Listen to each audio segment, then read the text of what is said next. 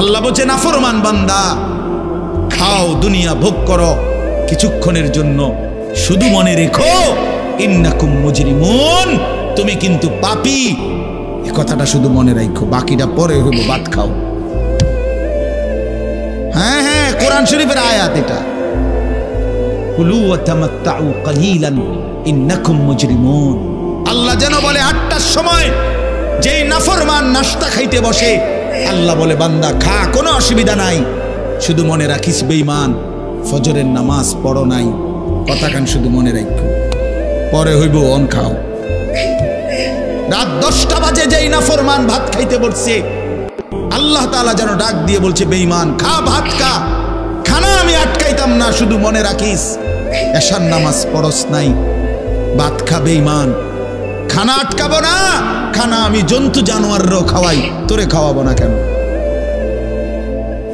খানা আমি কুকুর বিড়ালরেও খাওয়াই, খানা আমি গরু ছাগলরেও খাওয়াই, তোরে দেব না কেন বান্দা? খা, শুধু মনে রাখবি ইন্না আ'তাদনা লিল কাফিরিনা সালাসিলা ওয়া আগলালাম ওয়া সাঈরা।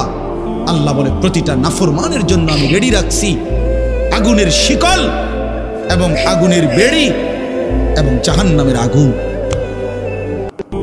1 নাম্বার 70 জিরাআন, 70 হাত লম্বা আগুনের শিকল দিয়ে জাহান্নামীকে হাসরের ময়দানে আল্লাহর ফেরেশতা বাঁধ দিবে।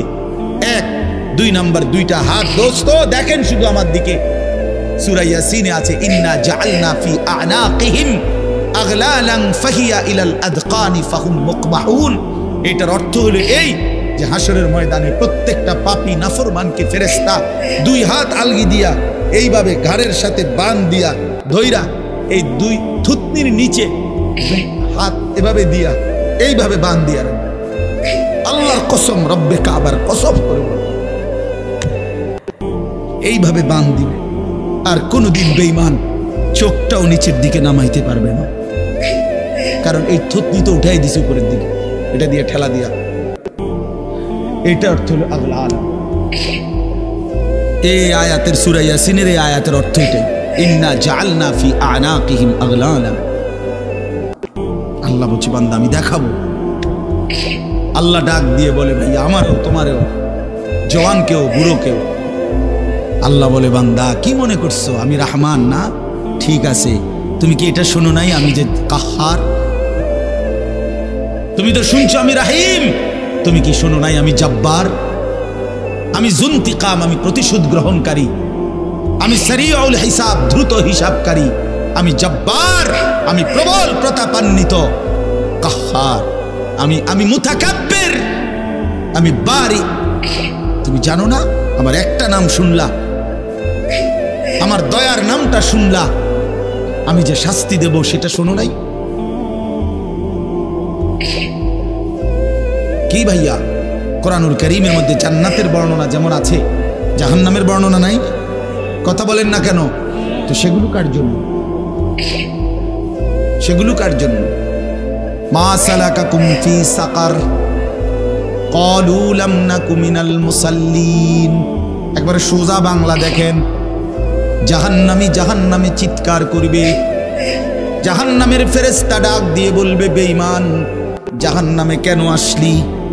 ক্বালু লাম নাকু মিনাল মুসাল্লিন।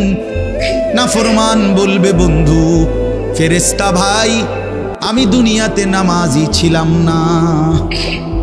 কি ছিলাম না? সরাসরি কোরআনের আয়াত। আল্লাহ বলেন ওয়াইলুন ইয়াউমাইদিল লিল মুকাদ্দিবিন।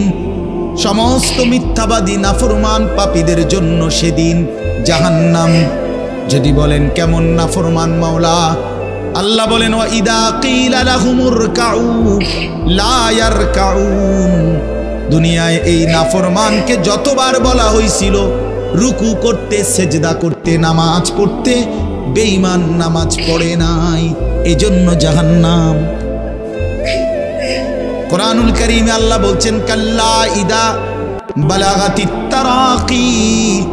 নাফরমানের মৃত্যুর সময় যখন আসবে, মালাকুল মউত আজরাইল তারে যখন ডাক দিবে আইয়াতুহান নাফসুল খাবিসা, প্রতিটা পাপী নাফরমানের জান কবজের সময় আজরাইল যখন ডাক দিয়ে বলবে, হে খবিস আত্মা বের হ, উখরুজি, বের হ, আত্মাটা বের হতে চাইবে না। আল্লাহর নবী বলেন, কসম বাবা। নবীজি বলে, মালাকুল মউত আজরাইল খপ করে ধইরা কলজা থেকে রুহুটা একটা টান দিয়া ছিঁড়া ফেলবে, একটা টান দিয়া ছিঁড়া ফেলবে। এরপরে রুহুটা কণ্ঠনালীর কাছে এসে আটকায় যাবে। কাল্লা ইদা বালাগাতিত তারাকি, তারাকি মানে কণ্ঠনালী। ফালাউলা ইদা বালাগাতিল হুলকুম ওয়া আনতুম হিনা ইদিন তানজুরুন, এটার অর্থ এটাই। হুলকুম মানে কণ্ঠনালী, বের হতে চাইবে না রুহু। আজরাইল তখন ধরে টাইনা হেসরাইয়া ছিঁড়া ছিন্ন ভিন্ন করে বেঈমান নাফরমানের কলজা ছিঁড়ে ফেলবে, রুহু ছিঁড়ে ফেলবে, এরপরে শরীর থেকে বের করে নিয়ে আসবে। আরে বন্ধু, এই কোরআনে আছে, আল্লাহ নিজে বলছে এমন নির্মম মৃত্যু হলো কেন? এই নাফরমানের মউত এত কঠিন হলো কেন?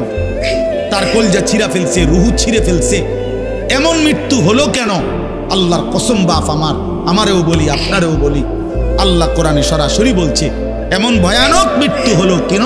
ফালা সাদ্দাকা ওয়ালা সাল্লা, কারণ এই নাফরমান আমি আল্লাহর কথায় বিশ্বাস করে নাই, ওয়ালা সাল্লা, এবং নামাজ পড়ে নাই, নামাজ পড়ে নাই, নামাজ।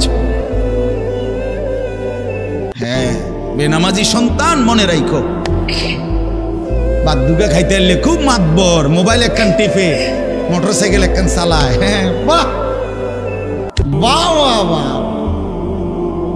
বাহ বাহ বাহ। আর কি, আর ধরে কে? আমার একটা মোটরসাইকেল আছে, আমার একটা মোবাইল আছে, আমার কিছু বন্ধু আছে যারা আমার সারাক্ষণ অসৎ সঙ্গ দেয়।